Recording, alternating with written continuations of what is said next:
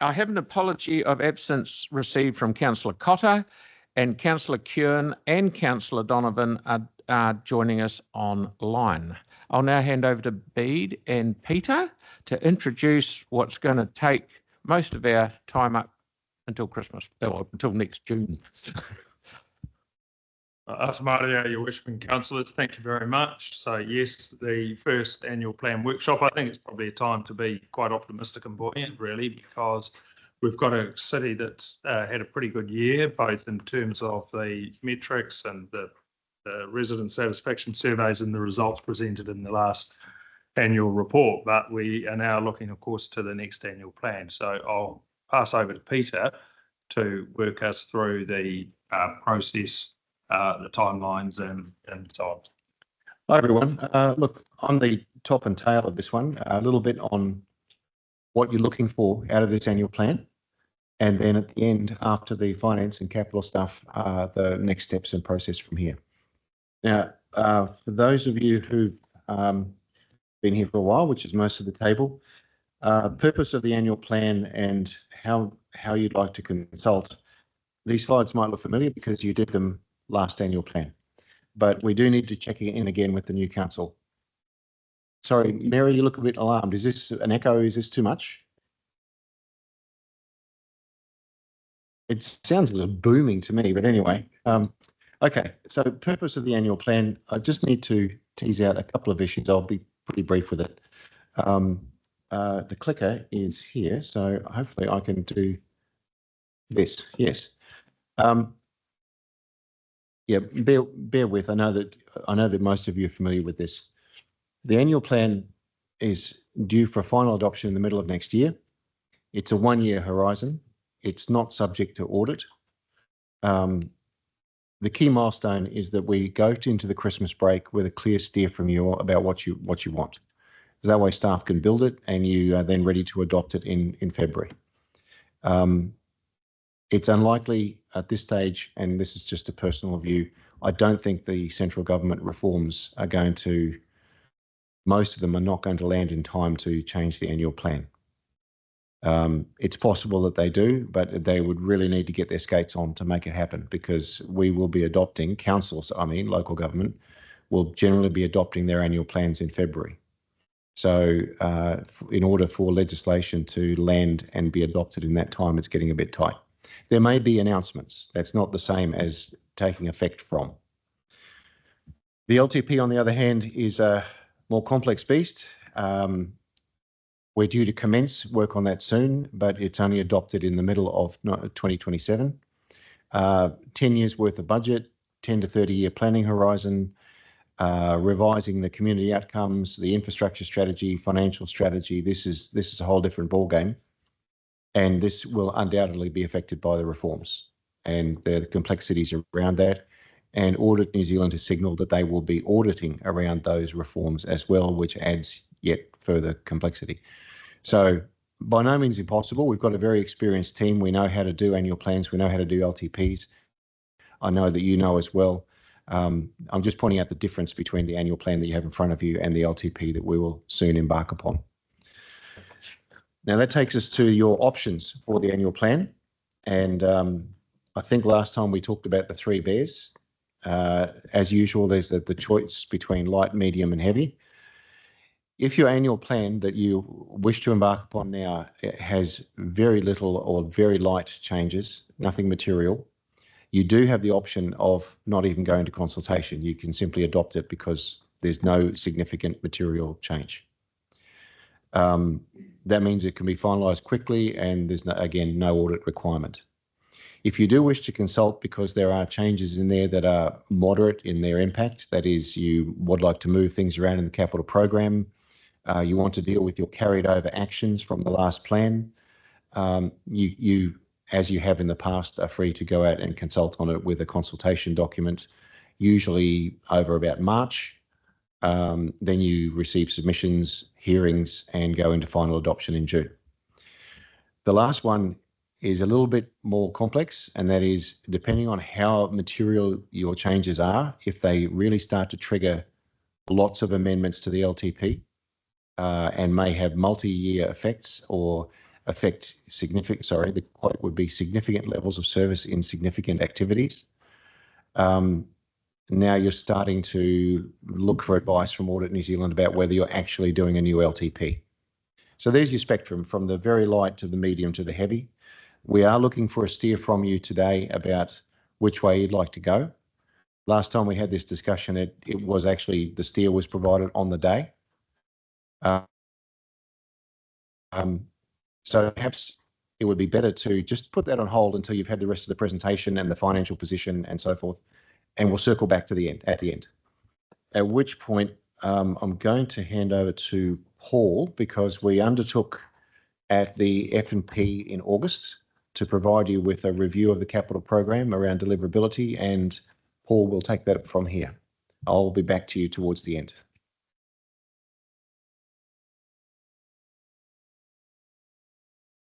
Thank you. Good morning. So where we left off after adopting the current year annual plan and looking at the carry forwards and bringbacks from the 2025 year, we ended up with a capital budget in 2027 of 778.8 million. Obviously, based on historical spend, that was unlikely to be achieved.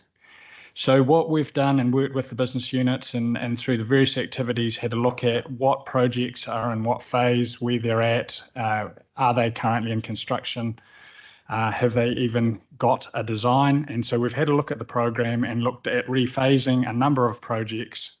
And so we now have a current proposed program for 2027 of 586 million. That includes 42 million for the activated sludge. So that project sort of sits on top of the program. We're going to deliver that separately. It's separately resourced and being managed. So effectively, the current program is somewhere around the realm of 540 million, which is very similar to the current year budget that we're looking at. And based on the last 3 years spend, we're spending somewhere between 490 and 500, around about 490 was the average for the last 3 years. Then a 540 program as a starting point is not unreasonable and probably reasonably achievable. So that's where we're looking to start the program. And then when we look at where the changes are and which parts of or which activities make up the most of the change, you can see on this graph here, most of the change is sitting within the Three Waters program. So what we've done is look at just how this compares with the 2025 actual delivery. So looking at 25 versus 27 proposed. So 2025 is what we delivered, where we delivered 480 of thereabouts. So effectively, water supply is up 55%, wastewater 124%, stormwater 94%, and transport is the next biggest at 15%. Just a note there that the cumulative inflation for this period is about 7%.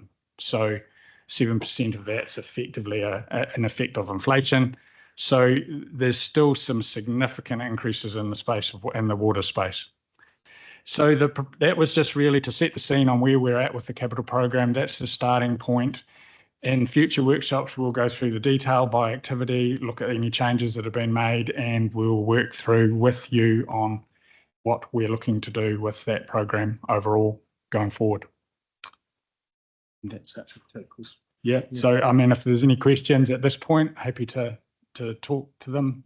Otherwise, we'll carry on with the presentation.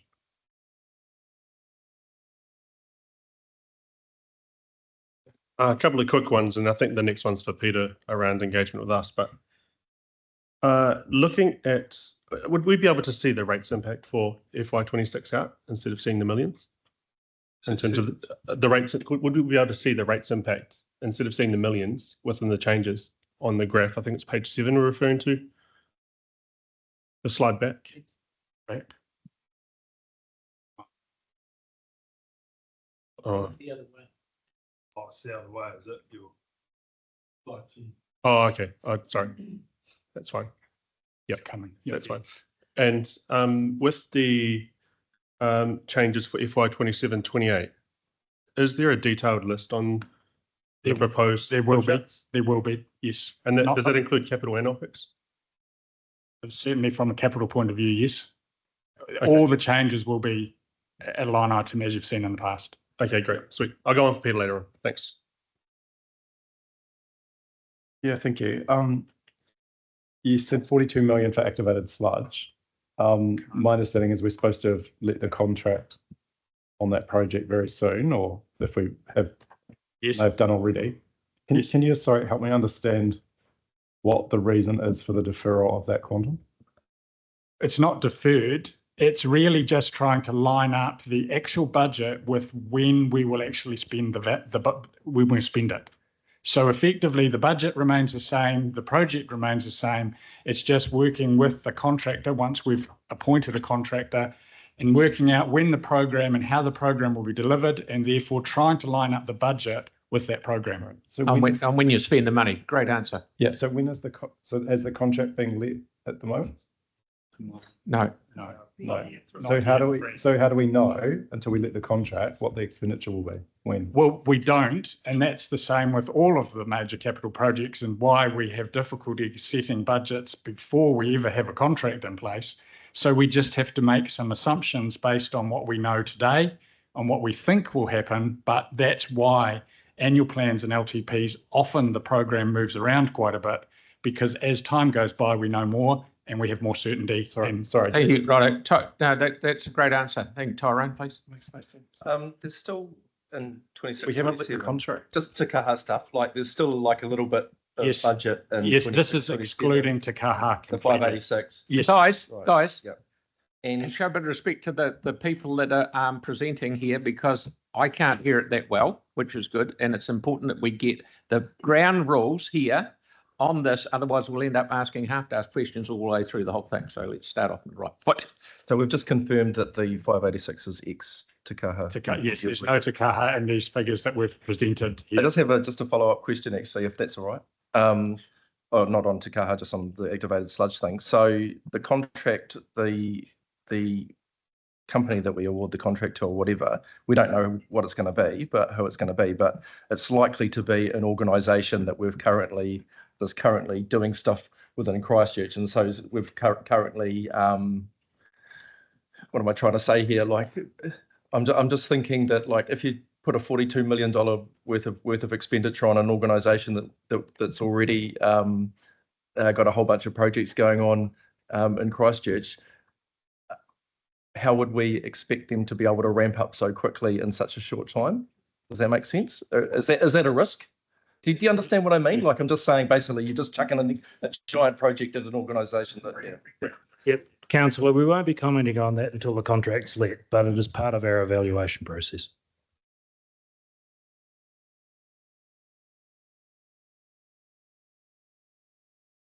Review. That was the capital program. We now come back to the finance section.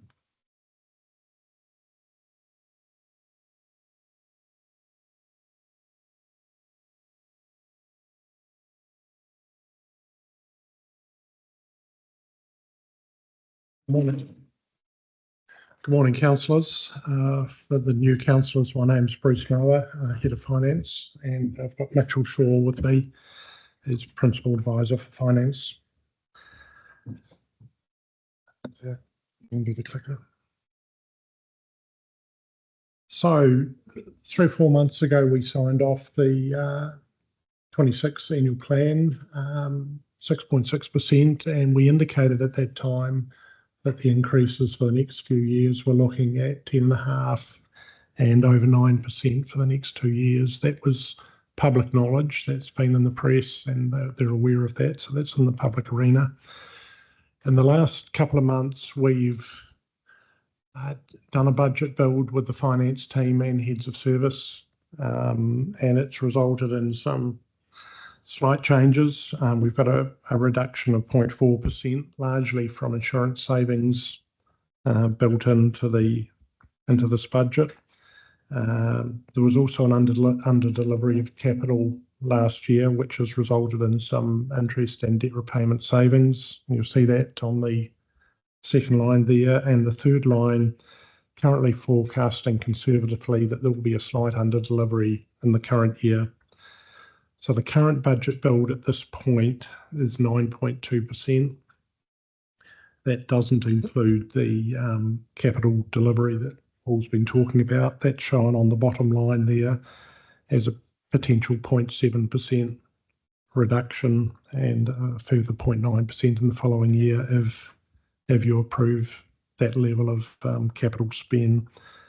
There's a couple of other small issues mentioned there. The cathedral rate, we need to consider whether that recommences or not, depending on where the cathedral rebuild is at.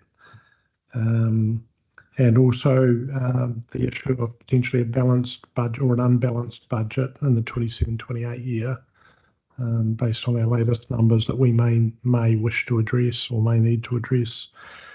So currently at this point, we're at, I guess, 9.2, potentially at 8.6% as a starting point for this process.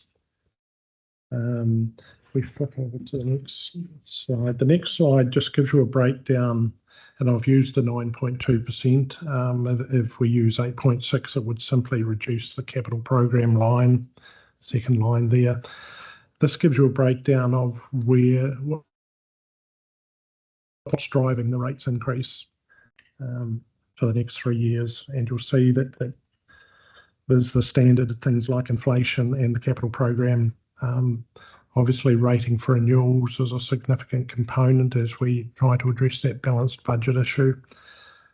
The use of the 24-25 surplus was a temporary impact, which reduced the current year's rates to 6.6%. That bounces back on us in 26-27. So there's not much option around that. Te Kaha project, the finalising of the capital build, that's the remaining additional debt related costs for the construction of Te Kaha. Climate Resilience Fund is 0.25% cumulative per year, which was adopted in the last annual plan. And you've got a very small operational expenditure impact there in 26-27, and some reductions from rating growth and interest rate changes and subvention and dividends, so corporate revenue items. So that's the components that make up the current rate increase that we're facing.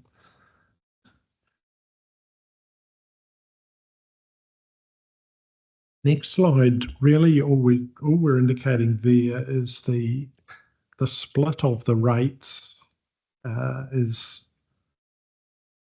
we haven't shown you this before, it's showing you that OPEX is really driving half the rates and the other half is being driven by CAPEX in loose terms. Some of it's current CAPEX or future CAPEX, and some of it obviously is historic CAPEX that's driving debt repayment and existing interest costs. So that's the graph slightly out of alignment there because of I think the negative dividends and subventions, but that's just gives you an indication that CAPEX is not free and it's not a minimal cost. It does have a small cost initially because we borrow for it, but it's an ongoing cost that gets locked in for a significant period of time. Next slide, these are just the simple figures that we use when thinking about the impact of OPEX or CAPEX on rates. This year, or for the coming year, $8.3 million of OPEX will cause a 1% rates impact. So the need to reduce rates by 1% would mean we would need to find 8.3 million of OPEX savings. In terms of CAPEX, the impact of the 1% occurs over 2 years because we borrow in the first year for a partial year, and the debt repayment and the full year's interest kick in the second year. So a 1% impact for CAPEX is $112 million, and you see about a quarter of that 1% in the first year, and you see about 3/4 of it in the second year. So it's spread over a couple of years. I mentioned the balanced budget a couple of slides ago. In the LTP, we had a projected unbalanced budget for the current financial year and for 26-27. Our current modelling indicates there's a risk of an unbalanced budget in 27-28 as well. It's only, I think, 7.3 million.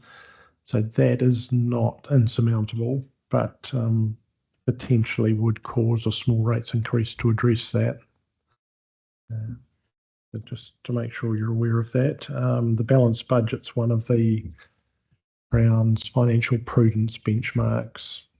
So it's not one you have to comply with, but it's one that prudently you would comply with.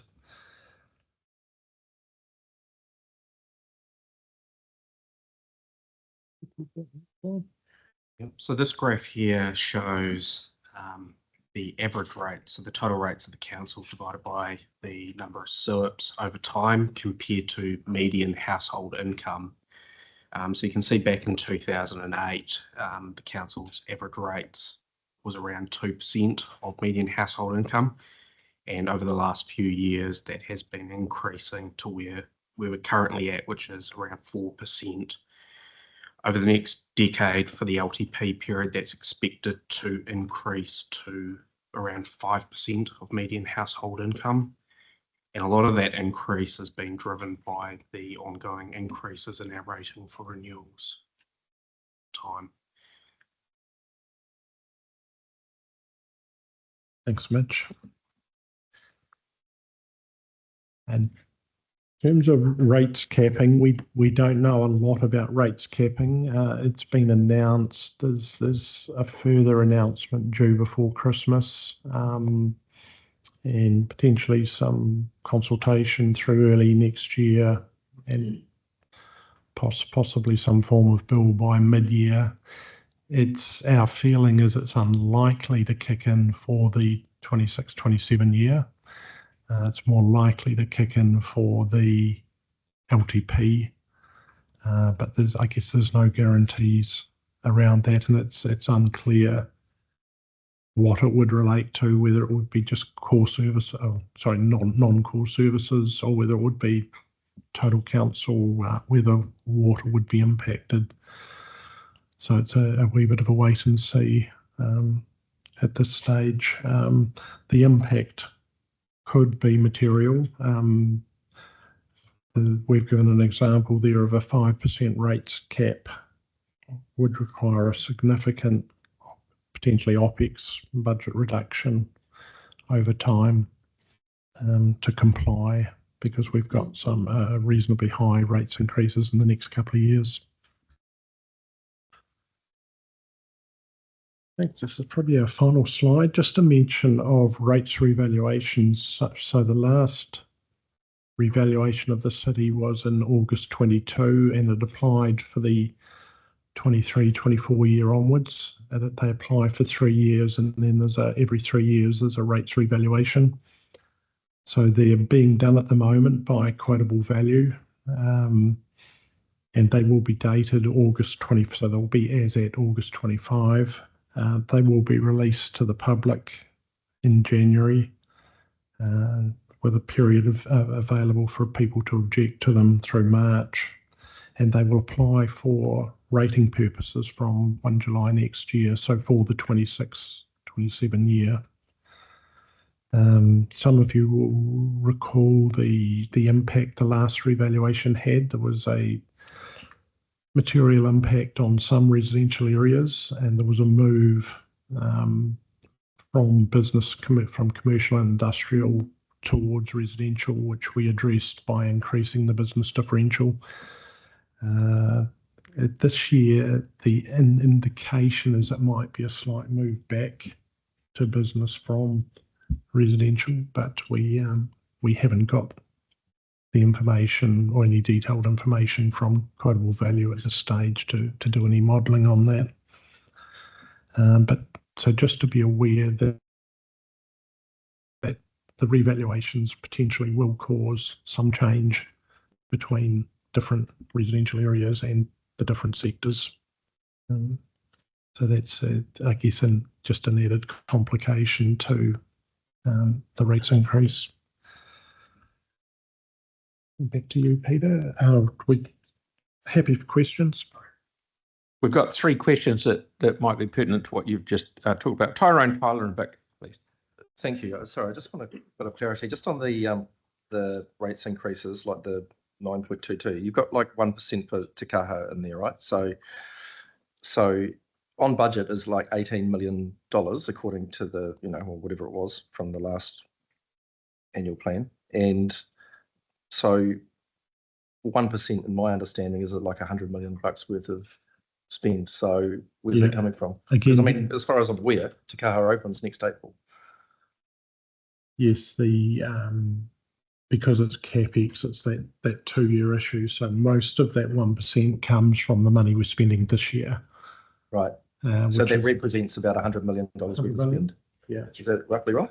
Yep. Okay. Just so I understand it. Thank you.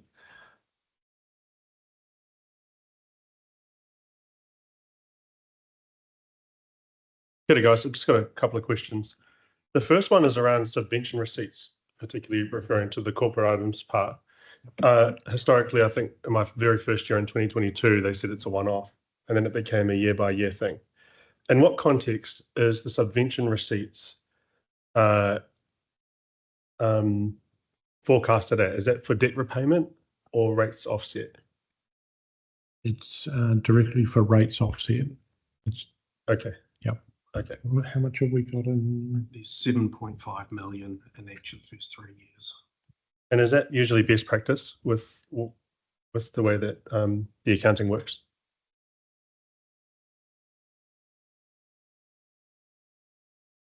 I'm not sure if there's an answer to that one. It's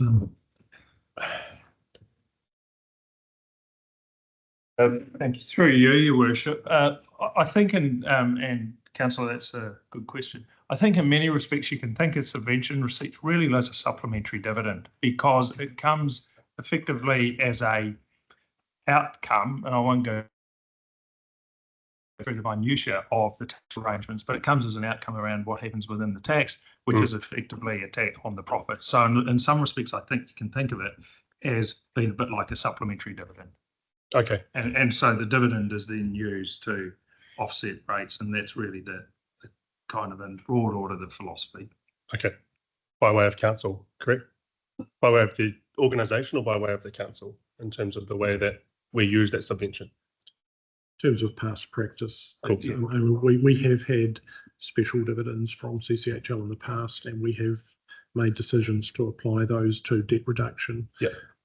But that's great. The standard dividends we apply to rates. Fair enough. Sorry. The only thing I think, it goes into the surplus for the year. Okay. And with page 10, if we're referring to, if you go back one page, please, Kathy. It's referring to FY 28-29, and we're seeing 5.73%. For me, that stands out quite significantly, and it makes me feel like there's been things that are non-budgeted yet. Am I correct in thinking that? Well, historically we did the LTP. I think the big stuff was in the first 3 years. This was the last time around. Big stuff in first 3 or 4 years, and then it sort of looked like it was coming down within the program. Am I right in making that look like that is 5.73% that is budgeted for both capital and OPEX? Yes.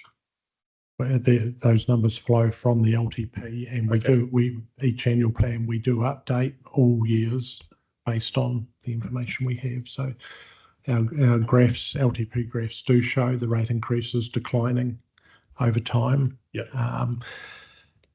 Potentially there is the risk that there may be something that's not budgeted for that we have in mind in the future. But generally the rates are declining because of the reduction in the significant capital projects that have pushed those debt costs up over the last. And this is my last one, which is obviously applicable to this 5.73%, is around at what point does council plan major or significant projects that affect 28-29? So, for example, say needs to be renewals for a road, for example. At what point does that start going into the budget? And how does that project go through in order for it to be showing up on that 28-29? The LTP, when we do the LTP, has a capital budget for the 10 years. So that's the major bid. That's the major bid process that's right. for the LTP. Some of the projects will not be specifically identified, but they'll be part of a program. Okay. So there'll be a renewals program. Yeah, thank you. It's probably a wee bit on Tyrone's point, and it's maybe just to ask the dumb question to clarify for everyone. And Tyrone, I'm not saying yours was a dumb question, although it was a good question. The page 11, where we've got the breakdown of the 9.22%. So just to be really clear, I think maybe we need to change the way we present this to say what is already baked into the LTP or the annual plan and what is additional cost, because the question on Te Kaha, for example, around the 100 million, which is a really good point. That's what I think, Tyrone, what you were saying was, hang on, is this additional cost? Whereas it's not, it's already baked in. So this is the summation of the rate increase, and a lot of this will already baked into the budget. So I think we need to present this slightly differently, if that makes sense. Yes, we can do Just that. so we're really clear on what is additional to what was already in the budget, as opposed to what's in the budget. We can do that, yep. Yeah. Oh, thanks, Mayor Phil. Thank you, Bruce. Can I circle back to the unbalanced budget that you talked about on page 14? Clearly showing that we have a pathway to an unbalanced budget, and it's not the first time we've had an unbalanced budget. I'm keen to understand, what is the actual risk of having an unbalanced budget during that period of time? And then in your answer, if you can also perhaps address, as a finance professional, are you comfortable with that level of unbalanced budget? And how can you make us comfortable with it, please? Okay, that's a lot. There's a few questions. We've had an unbalanced budget from I think 24 was planned to be balanced, but it ended up being an unbalanced budget. 25, 26 and 27 has been planned as an unbalanced budget, and we're now suggesting 28 is on the cusp. Prudently, I mean, it's prudent to have a balanced budget. A balanced budget indicates that you're collecting enough money on a day-to-day basis to meet your current day costs. It's a financial prudence benchmark. It's one of those. It's not like the LGFA ones where if you don't comply, they stop lending you money and recall all their funds. There's more flexibility than that. I guess it's, from a prudence perspective, it's probably one of those things where it's okay to have an unbalanced budget occasionally, but you wouldn't want to have one long term. So I guess it would, I'm trying to think of a good example, maybe where you occasionally miss your credit card payment, you get a bit of interest added on you. That's okay. You recover and you carry on, but you wouldn't want to keep missing it because you end up in trouble. I don't know what the Crown's thinking is. My concern would be that it potentially opens the door for the Crown to look closer, and you know, depending on their view, they may say we want to come and visit Christchurch, and we'll bring a commissioner with us. Worst case, I guess, and you know, while we're there, we might look at water reform and a few other things as well. There's just that risk that if it continues for a long period of time, it can give people the impression that the current generation isn't paying its way, and it's loading a problem onto future generations. Does that? Not saying it's making me comfortable. unlikely to come down for 7.3 million, are they? I mean, That's right. That's right. I mean, tiny amount, and it's easy enough to address that. Yeah, it's a clear pathway to a balanced budget. Sorry. There's a clear pathway there to a balanced budget.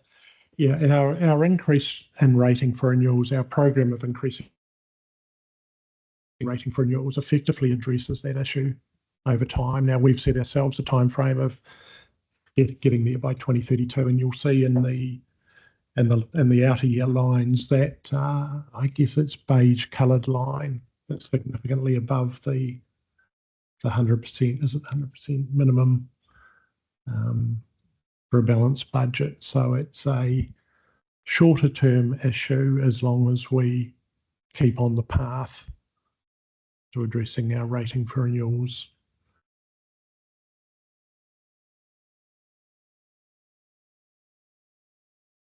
Thank you. Two sort of probably tongue-in-cheek questions. Why do we continue to call it Te Kaha when it's one stadium? Or one New Zealand stadium on our slides? Bad habit. No worries. And second one, on slide 16, we talk about requiring an operational reduction 6 to 12% on current levels. If we were to phrase that another way around increasing efficiencies as opposed to aspirational goals, as opposed to reductions, how would we phrase that?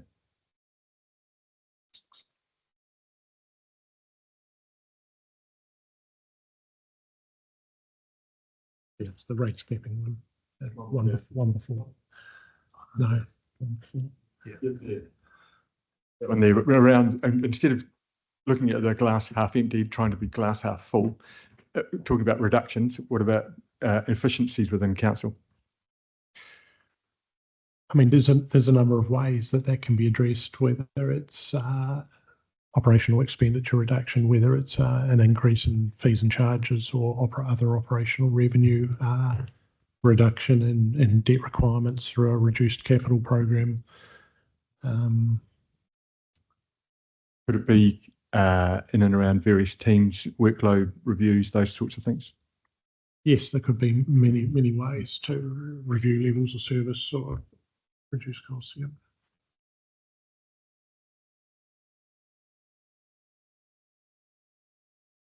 Yeah, so for the annual plan, not this one, but the next one, we're looking at still quite high rates increases. And then that's going to come down in that third annual plan after.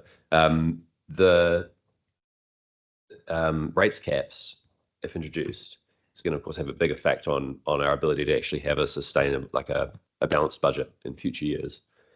Is that as a financial risk something that we're kind of reckoning with when we're looking at the this year's budget? That is to say, like if between now and January we find out that there's going to be, say rates caps of 5% every year, that's of course going to have a really big effect on our ability to have a balanced budget this annual plan and next annual plan. How would we deal with that? Would there be an option of saying, well, this is the last year that we can increase rates in a sustainable way? I mean, what is that sort of part of the planning over the next sort of few months? Yeah, that's through you, Your Worship, a really good question, and there's a number of parts to it. I think if we have done some preliminary modelling about what rates capping might look like, but in the absence of knowing the environment of what it's going to be, it's quite difficult to speculate. But we are mindful that if we get some form of rate cap or ceiling, then we will have to look at it in terms of what we do. But it's the policy settings that go around it in terms of what other services they might be expecting to be delivered or other settings that they introduce with it. So I think we're probably at a stage where we're really just waiting. We've done some early modelling. We're mindful, but it's difficult to speculate without understanding exactly what has been said, because all we know is that there will be some announcement before Christmas. So it's like it's a risk that's so unknown that it just sits entirely outside of our numbers because there's no actual way of putting it in. It's kind of in terms of, through you, Your Worship, in terms of the numbers we present to you, we're presenting them in the environment and with the legislation as it currently stands. But we are mindful that there is rates capping, and so we have that, if you like, as a risk factor that we, and Wes said we've done some early modelling on what it might look like at various levels, but that hasn't been really tested in other than at the finance officer level. You also just clarified for the councillor that next year is actually an LTP year, so there's a lot more scope to revisit lots of these things. So it's not just another annual plan year, it's actually annual plan with an LTP. Yes, thank you, Mary. Yes, so what we have is this year is the third year of the LTP. Next year we go into developing the LTP, which is another 10 years, and it's really a reset of what was done 3 years ago, where we explore a whole heap more issues around what it is in terms of service levels and so on. Yes, and I think that's back to Peter's point that it's unlikely that it will come for this annual plan. They're just simply running out of legislative runway to introduce it and then have it in time. It was just you've touched on a bit, Bede, but just around, so the Finance Committee asked before the election around that, and a report to the incoming council on what rates cap models would look like. So you've said we've done some work. Is that going to come to F&P in December, or when will council see that?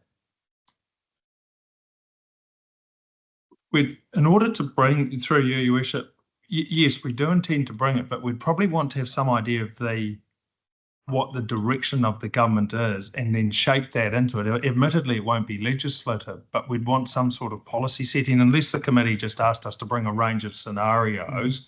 But the thinking is that if we just bring a range of scenarios without any sense of what the legislative environment or policy settings might be, it could be a little bit misleading or come without much context. So, but if the wish of the committee and the council is, we could bring that to an F&P meeting. Yeah, I just wonder whether, because it might be sort of back to David's point around, it may give us some early options of things we hadn't thought about as a council that might not trigger LTP adjustments and things like that we could factor into this annual plan.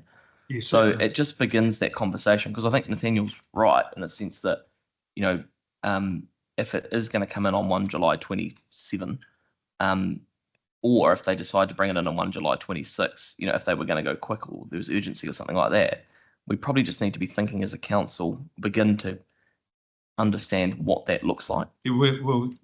We've got some work done, so we can certainly bring that. So that's no problem. Okay. We can Maybe frame we that look up, to, and ideally, if there's some policy settings, we can reflect that as well. But we can do that, and happy to do it. Yep, great, thank you. I think some of that will also be touched on the upcoming briefings on Tuesday about local government reform. So we could weave it into a briefing first and then bring it to F&P. Yanni, please. Thank you. Just 2 questions. The first one, apologies if you covered this at the start, but when will we get a report back on the outstanding actions from the last annual plan? Because there are a number of things that we'd agreed to do.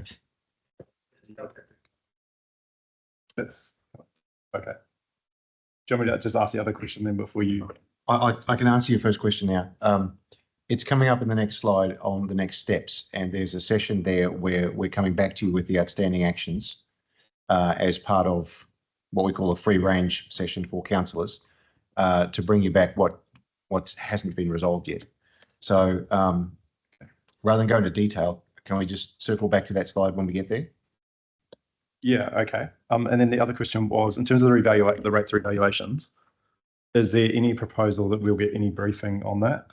I have raised concern in the past around things like the independence of the objections process, the way in which it's presented.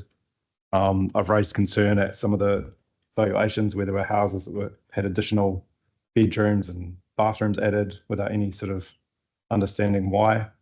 We've also had concern from some communities around things like the impact of rezoning. So I'm just wondering, is there a chance where we'll be briefed either ahead of, because the revaluations have already been started, but ahead of it being presented to the public so we can understand the rationale behind what's happened? We can certainly do that if that's council's desire. We can certainly do that. Our treasurer, Steve Ballard, be quite happy to to present on that. Will we hear from QV directly? We can arrange that. Okay. I mean, I think it would be helpful. And then just related to that would be around the objections process. Have we looked at how the last objections process worked and whether there's anything we can improve? We can incorporate that. Okay, thank you. Yeah. Cool. So you're going on to the last slide now. Are you? Thank you. Look, hindsight's a wonderful gift. I wish I'd moved this slide to the front because even though next steps sort of belongs at the end, it would have set the scene for you a little better. I guess what this slide is saying is, here's the runway we have. There's no pressure to make any kind of call today. Today is setting the scene. This is the issue we're dealing with. This is how it works. Now, there's been a little bit of a tweak since this slide was put together. The 12th of November, and I'll explain free range in a moment. That's now going to be a deeper dive into capital and the changes that have been made to capital or proposed for capital. And then following that on the 20th, free range means basically giving you as councillors an opportunity to work amongst yourselves over where we're up to, where you'd like to go, what the options look like. So not a death by PowerPoint from staff, but really having set the scene financially, capital-wise, process-wise, you get a crack over a couple of hours at where you'd like to go with this. So there's no real pressure today to decide on what form of consultation or what the rates number is. And I wish I'd put this a bit earlier. But in order to frame the runway a bit, please read the 12th as capital and the 20th as the free range session, which includes for Councillor Johansson bringing back the list of outstanding items. We've got that already. Actions yet to be resolved. And then there's another 3 workshops that take us to the middle of December to land what you'd like to do. I'm talking about broad consensus, not every last detail. It is not cross every T and dot every I, but that we can finish the year knowing what shape you want the annual plan to be. If that is successful, then the normal timings that you're used to, adopt a draft in February, consult if you choose to consult, and so forth, you're familiar with those timings. So look, that's the shape of what we've got. To some extent, it's formed by the election and the need for you to consider this as the new council after the election rather than starting in September or August. So really, yeah, that's the process and your options. We'll be providing the detail of capital for next week.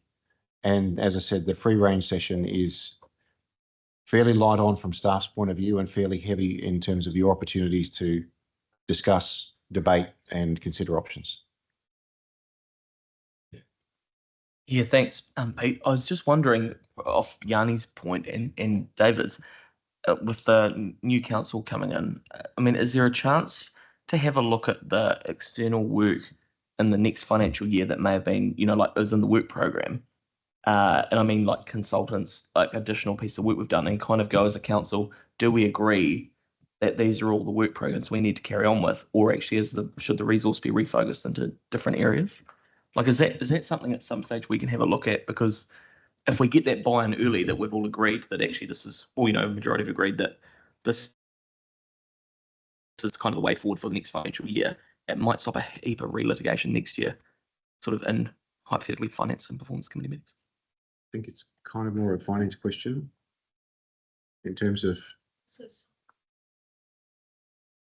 Maybe the follow on from your workshop on the 20th, because there's no point us doing a whole lot of work in one direction when the feel from the council is another direction. Yeah. So that workshop on the 20th might guide what you're thinking, but we need to be very clear that we're not doing an LTP, so there can't be significant changes to levels of service. Yeah. In the annual plan. It will need to be carried forward to the LTP. I guess it's probably things like, with the government have changed the rules around plan changes, if we're really clear on which ones we want to put resource to, you know, that kind of thing, where it's not saying we take the money out of the budget, but we refocus it on it, just so we've got sort of a consensus as a group on where we're going, so that we're not, when we get into that financial year, we're not relitigating stuff. Yeah. Okay, yeah, so we can bring that. Like what, I guess what's in, what's the machine got in train that you think actually this isn't adding value to Christchurch anymore, or wasn't necessarily needed, that we could potentially redivert that resource? Yeah. Yeah. Yeah. And maybe nothing changes, but it'd be good to just, Yanni again, please. Yeah, sorry, just so I'm clear. So at the free range session on the 12th, every 20th. Sorry, it's just everything that we've agreed already as part of the last annual plan is up for discussion about whether we proceed again or not.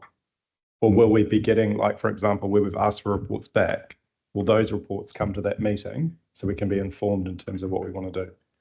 Sorry, maybe I wasn't clear. The things we want to bring to that meeting are the open action items, so issues councillors have raised that didn't settle in the last annual plan but remain open and have been referred to this annual plan. Sorry, so where it says things like, we note that a report on options to address housing and homelessness will be presented to a council meeting in September 2025, with decisions on consultation and funding to be made following that report, where we've got a formal resolution to do that. When does that come back? Does it come back to the 20th of November? That report came to you last time. No, that was the emergency housing. That was a different request. This was specifically from the annual plan. This is the one that I was told it would first come back in August. Then I was told it would come back in September. Then I was told there was no date and that would come into the new term of council. But there are, from memory, about 20 to 30 open action items. I don't remember what's in every one of them, but we would bring back to you the status of where those actions are at. Right. Do you want to, is there any, you want to keep clarifying down to the bottom of that, or it's fairly plain to see, isn't it? It is. I just sort of recap that by saying, look, today we explained the mechanics of the annual plan versus the LTP, what your options are for consultation from light, medium, heavy, the capital reduction that's proposed, the financial position we're in. There'll be more detail on capital, meaning that when you do the free range on the 20th and you caucus amongst yourselves what you'd like to do, as Mary said, that's the point where we're looking for direction from you for those last 3 workshops. The team, Peter and the team have identified doing that early because of your feedback from last year. You would like early input instead of end of the day input. So that's why that workshops, it was going to be the 12th, but just lots of availability on that day for councillors, and we wanted everyone there. So we've made it the 20th. That will actually be chaired by the chair and deputy, or led by the chair and deputy chair of finance and performance. So it's going to be your workshop led by you, and to do that early input, early thinking, rather than what you said at the end. You didn't, last year you thought you didn't get a good enough voice at the beginning. But it's very important, councillors, that that we get to that point in December, because Pete and his team don't just go down to Pegasus Bay and sunbathe over Christmas. We actually give them a shed load of work to do. So if we don't get to a point, that's correct, and they can't, if we don't get to a point to let them get on with their work, they'll come back in February and we'll be all running around like headless chooks and wondering why the day is going so fast and we get nothing done. So it's important that we do get together and give Pete the information that he needs. Thank you. All right. Well, all I heard was sunbathing, but okay.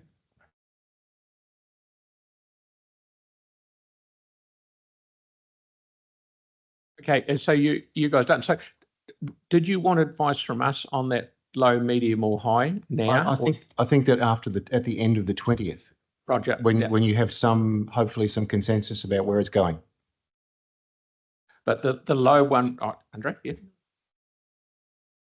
No. So the low one is no consultation, and that's sort of, we'll get ourselves in strife there. So it's probably the middle one. I'm thinking. I'm not pushing anyone into anything. we will listen to what you want us to do. Yeah, okay. Andre. Thank you. At the start of the last term, during the first annual plan, we're given the option, do you want staff to investigate operational and levels of service savings? And I'm not talking about what would need to trigger a long-term plan, I'm talking specifically about an annual plan. Will we be given that option to give a steer again this time round? Well, I mean, that option exists. That option exists, yeah. And what do we need to do to give you that steer? We're not taking that away. We're simply pointing out that there's I guess, a line in the sand where fine-tuning becomes, hell, we're starting to amend the LTP now. Yep. So I'm talking purely about an annual plan. Yep. So when will we be able to indicate if we want to do that? The 20th, yes. And that option will be put clearly in front of us? I'm not sure what you mean by the option. Well, last year it wasn't. Yep. Yep. Thank you. Thanks for raising that, Andre, because my question's a bit the same. Sometime in the last year, you came to us and you gave us a list of where savings could be made, and we didn't make any commitment about any of that at that time, but they were indications of where they could be found. Can we please have that recirculated? So maybe update, we'll see if we can update it and recirculate it by the 20th. That'll be helpful. Okay. All right. So you're happy where you're at? Oh, Nathaniel? Yep. Sorry, I just wanted just a little thing to, for the 20th, I think it'd be worth us considering a sort of hybrid approach where we say, yeah, probably going to go with that yellow middle option of consulting but not changing. But that if over that summer period we do get a big announcement from the government, we've kind of empowered staff to actually switch gears and say we're going to need to amend the long-term plan. Just something to think about for us on the 20th.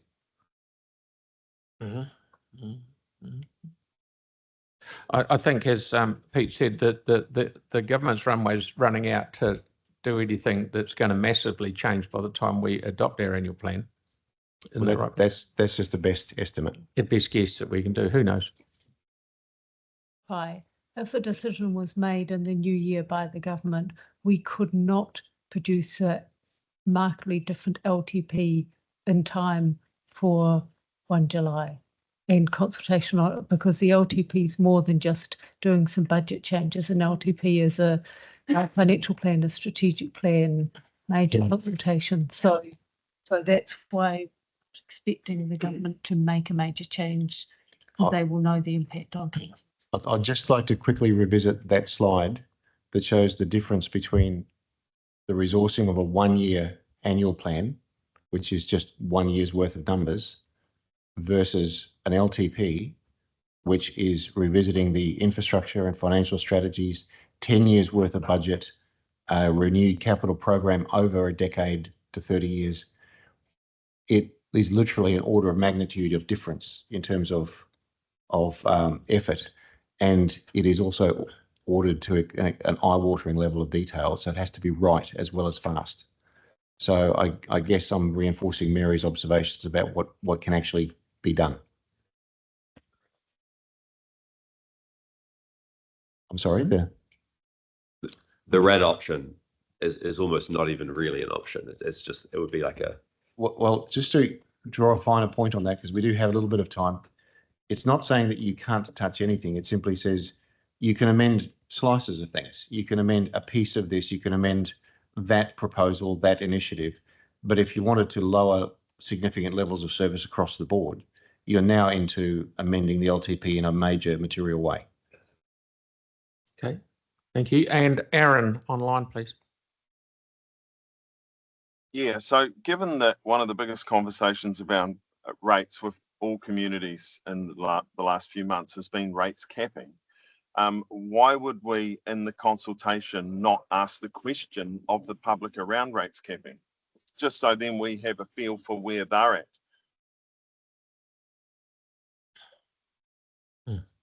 So I think we're compelled to actually give more detail than just ask a random survey question, do you support rates capping? We would need to actually put it up as a potential proposal so they understood what the impact of that rates capping was. So if it's just a Okay. question around feel, we could potentially do that through another mechanism, like have your say or a survey question. In the annual plan, it needs to be a proper proposal so they can actually understand the implications of that decision. That's correct. Okay, then, so I would support Andre's proposal that we look at everything, and that way, if we even take just little snippets of everything, it can reduce rates. So I fully support us doing that. Yep. And we get the opportunity to do that. Yep. Thanks, Aaron. Thank you, Peter. Thank you, everyone. Bruce? Thanks, everyone. Cheers. Good day.